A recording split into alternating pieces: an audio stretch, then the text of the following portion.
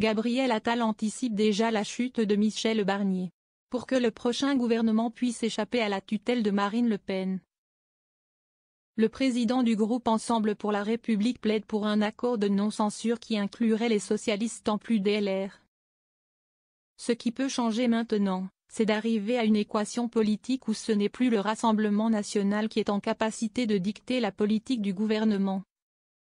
A déclaré mardi l'ancien Premier ministre à des journalistes, comme l'ont relaté mercredi plusieurs médias.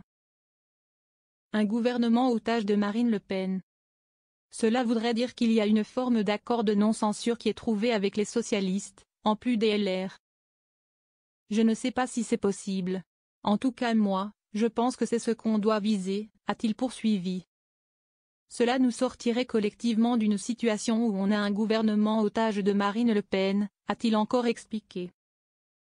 Le député des Hauts-de-Seine, artisan déterminé du Front républicain dans les neutres et deux tours des législatives, croit déceler une évolution de la position des socialistes depuis cet été. Dans leur communiqué lundi, ils ne citent plus Lucie Castet, ils parlent d'un Premier ministre qui partage les valeurs de la gauche. Interrogé sur la possibilité de garder des ministres actuels dans ce nouveau gouvernement, Gabriel Attal a répondu par l'affirmative, soulignant que sa famille politique avait vocation à être dans le gouvernement. Gabriel Attal rêve debout.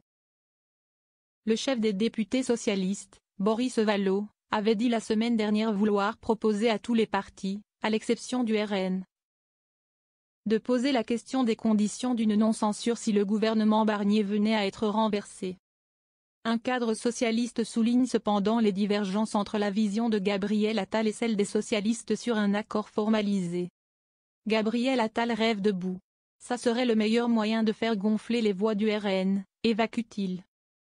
Une source au sein du groupe socialiste souligne que ce que le PS propose, c'est un gouvernement de gauche, avec un Premier ministre de gauche, qui mène une politique de gauche, et qui négocie texte par texte avec le bloc central dans un accord de non-censure.